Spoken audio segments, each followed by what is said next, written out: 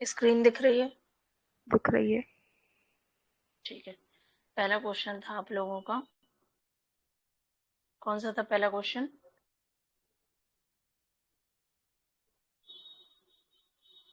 प्रस्तर शिल्प। ठीक है, प्रस्तर शिल्प में देखते हैं। प्रस्तर शिल्प में आप लोगों को लिखना था, कहाँ से है ये, तो क्षेत्र लिखना था आप लोगों को मंदसौर, रतलाम। प्रस्तर शिल्प मतलब पत्थर। ठीक है, इसका काम कहाँ होता है, कौन सी जनजाति करती है, तो गुर्जर, भील एवं जाट जनजाति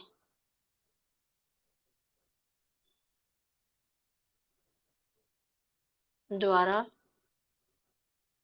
पत्थरों से मूर्तियां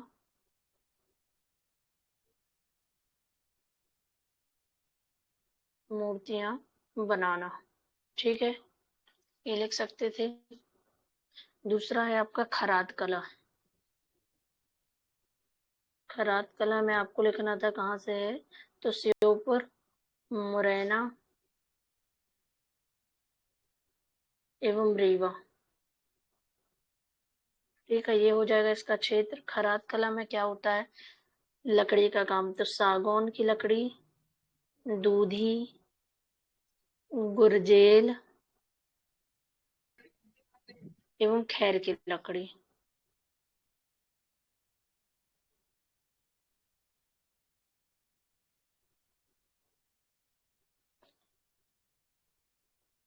लकड़ी पर बनाई जाती है, या लकड़ी पर बनाना, शॉर्ट कर दो यहीं पर इसको, लकड़ी पर बनाना।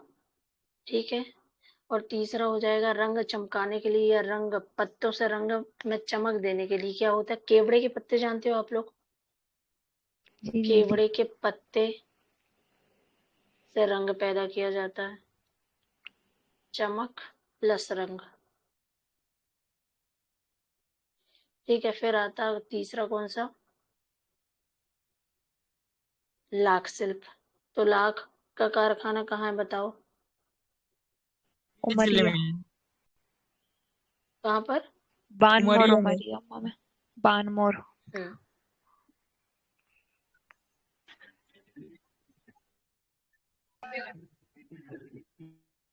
फिर लाख का क्षेत्र हो जाएगा उज्जैन, मंदसौर, रतलाम। कुछ लोग बानमोर बोल रहे हैं लाख का, तो उमरिया में क्या है फिर? वो इंदौर। उमरिया में ही है। उमरिया। हम्म। फिर है लाख का काम करने वाली जो जाति होती है उसको बोलते हैं क्या, लखार। लाख का काम करने वाली जो जाति होती है उसको बोलते हैं लखार।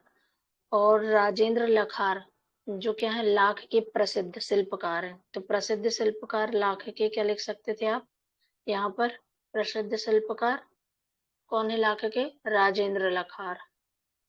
ठीक है, फिर आप यहाँ पर लिख सकते हो एक उमरिया लाख कारखाना। ठीक है, ये लिख सकते थे, ये हो गया तीसरा। फिर चौथा कौन सा आया था, सुरैती। सुरैती क्या है, चित्रकला है। ठीक है, कहाँ की है, पहले आप लिखते हैं यहाँ पर क्या, बुंदेलखंड की पारंपरिक भित्ति चित्रकला।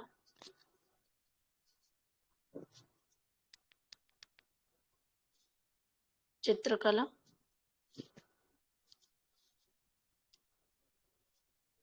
फिर दूसरा पॉइंट आ जाता है यहाँ पर अवसर, मतलब कब किया जाता है, तो दिवाली पर किया जाता है।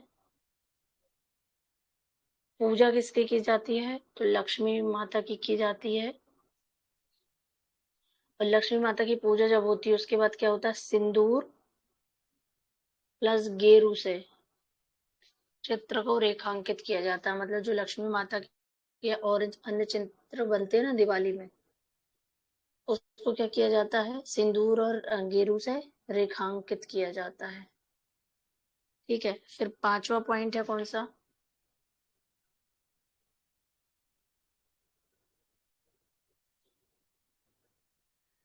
तिलंगा। कुछ लोग वो तिरंगा हो गया था बाय मिस्टेक, सॉरी उसके लिए, लेकिन वो तिलंगा है ना। तो तिलंगा कहाँ का है?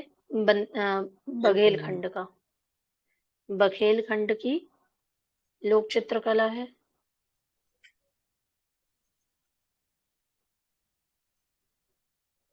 ये पॉइंट जो मैं ऐसे लिख रही हूँ ना, आप लोगों को ऐसे ही लिखनी है 2 नंबर में। अब इसका काम क्या है, तो ये कोयले में तिल्ली के तेल को मिलाकर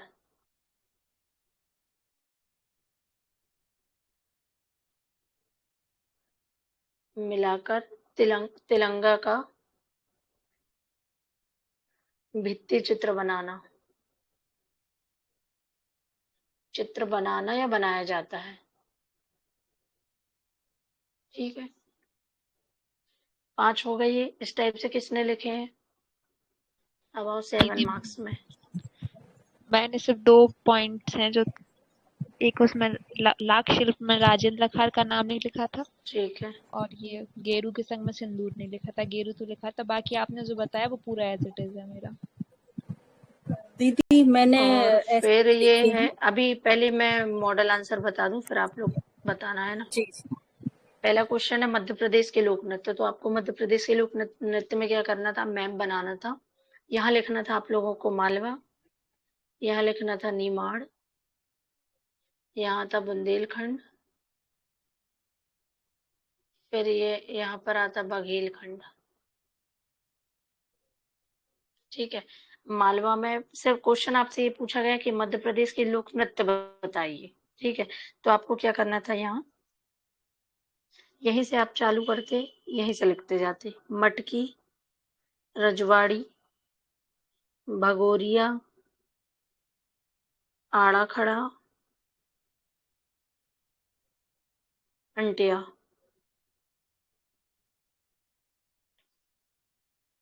फिर निमाड़ के आप यहीं से स्टार्ट करते, लिखते क्या? काठी, फिर लिखते आप गणगौर, फिर आप लिखते मांडल्या, फेफरिया, फिर लिखते आप डंडा नृत्य। ठीक है, फिर बुंदेलखंड के आप क्या करते, यहीं से एरो बनाते और लिखते राई, बधाई, ढिमरहाई,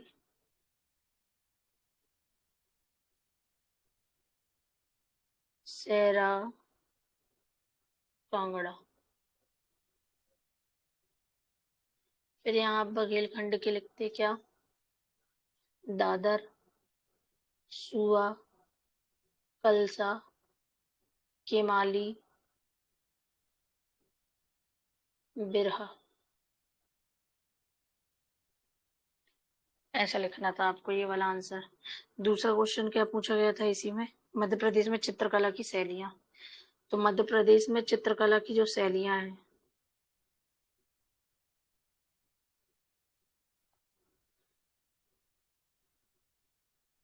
चित्रकला की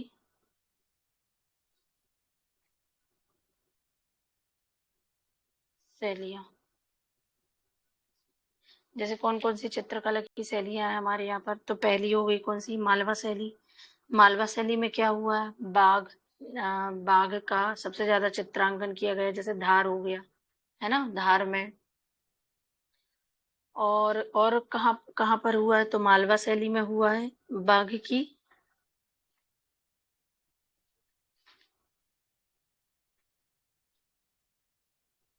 गुफाओं में भित्ति चित्र,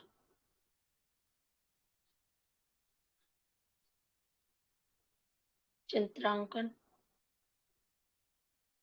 ठीक है, दूसरा यहाँ पर वो भीमबेटका की जो गुफाएं हैं,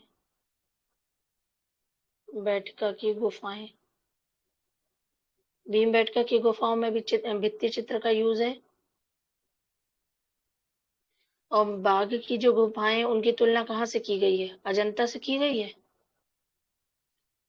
हम्म, जी दीदी। नहीं है क्या किसी को याद? की गई है मैम। और अपना जो सांची स्तूप है, वहां पर कोई चित्रकारी है क्या? ये जो बाघे की गुफाएं हैं, यहाँ पर जैन धर्म के कल्प सूत्र का चित्रण भी है। ठीक है, ये 2 पॉइंट लिखते हैं आप। फिर मालवा के बाद आते हैं आप ग्वालियर में। ग्वालियर में इसलिए क्योंकि ग्वालियर में बहुत सारे राजा महाराजा रहे हैं। तो जैसे कौन से, मानसिंह तोमर हो गए। ठीक है, फिर सिंधिया जो राज्य के हो गए, सिंधिया राजाओं द्वारा। फिर मालवा में एक और लिख लेना, होलकर वंश। होलकर वंश का देखना, होलकर वंश ने क्या चित्रकला में योगदान दिया है, तो मालवा के अंदर ही आएगा वो। ठीक है, फिर ग्वालियर के बाद सिंधिया ने और क्या किया है, कौन से सिंधिया ने क्या क्या बनवाया है, वो देख लेना। ठीक है, ग्वालियर के सिंधिया जो थे वो पटना शैली को फॉलो करते थे, जो बिहार और पटना की शैली है ना, उनको। फिर निमाड़ में देखो, निमाड़ में किसी राजा ने कुछ किया क्या, जैसे फारूकी राजा थे, उन्होंने कुछ किया है क्या? बुरहानपुर में कुछ हुआ है क्या? क्योंकि बुरहानपुर में मिल सकता है इसलिए क्योंकि बुरहानपुर का इतिहास भी बहुत पुराना है, तो यहाँ पर भी कोई चित्रित भित्ति चित्र मिल सकता है। फिर है क्या, बुंदेली। बुंदेली में है दतिया के जो राजा रहे हैं उस समय, सुंगजीत।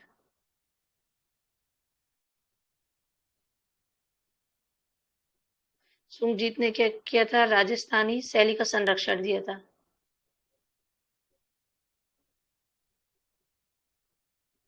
ठीक है, यहाँ पर जो बुंदेला में एक इंद्रजीत थे, उद्योत सिंह थे,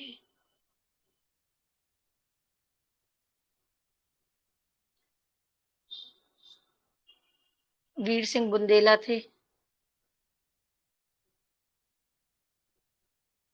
इन्होंने सबने क्या किया है, चित्रकला शैली को क्या किया है, आगे बढ़ाया।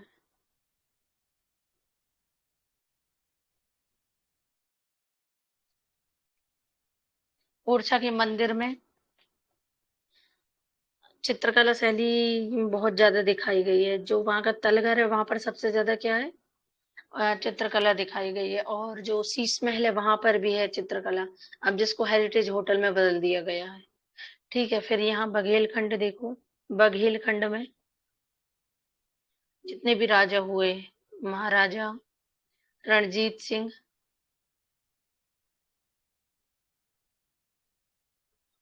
गुलाब सिंह,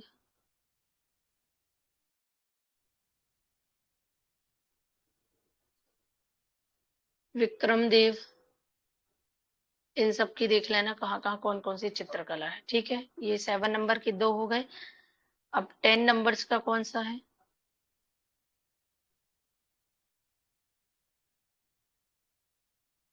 मध्य 10 प्रदेश के मार्क्स का। लोकगीत। मध्य प्रदेश की मध्य लोकगीत। प्रदेश,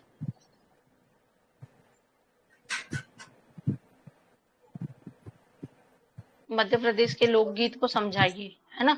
अब ये 10 नंबर्स का है, तो आपको क्या करना था, यहाँ पर छोटा सा मैप बनाते।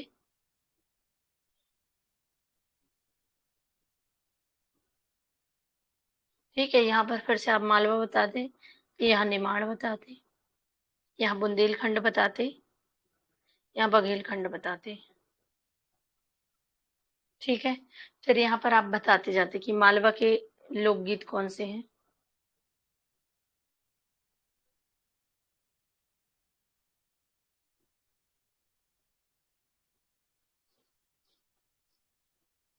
फिर यहाँ आप बताते हैं निमाड़ के, फिर बुंदेलखंड के, फिर बघेलखंड के।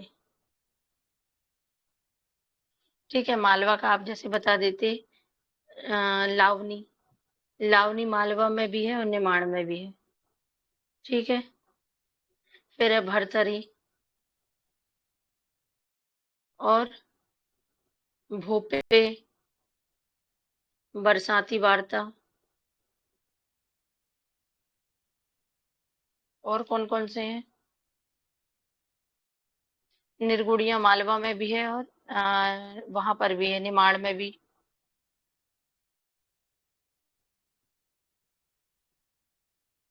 और कौन सा है? संजा गीत, रेलो गीत, ये बता सकते थे। फिर निमाड़ में, इनको भी डिफाइन करना है, लेकिन जो मैं आप लोगों को बता रही हूँ ना, ये भी डिफाइन करना है। निमाड़ के और कौन से हैं? कलगी तुर्रा हो गया एक,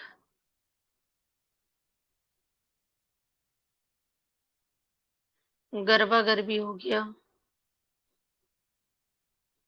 फाग हो गया, मशान्या जिसको मृत्यु गीत भी बोलते हैं, काया खोज हो गया, काया खोज भी इसी को बोलते हैं और मशान्या भी इसी को बोलते हैं। संत सिंगा जी, नाथपंथी गायन। फिर बुंदेलखंड के हो गए, बुंदेलखंड के कौन कौन से हैं? चौकड़िया फाग,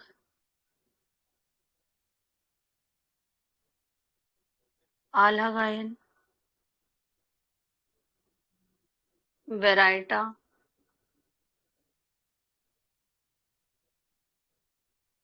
फिर है देवारी, जगदेव का पुजारा।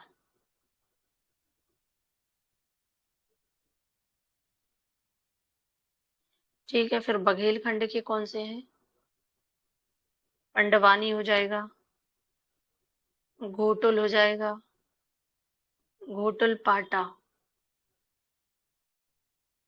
फिर है बांस गीत, बसदेवा, विदेशिया,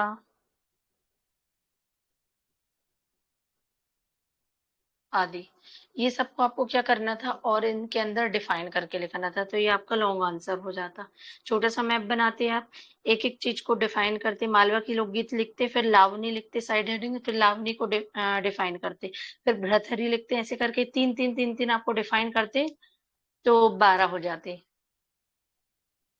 आया आप लोगों को समझ में कैसे मॉडल आंसर से हमको पूरा पूरा जी लिखना मैम। है? जी दीदी।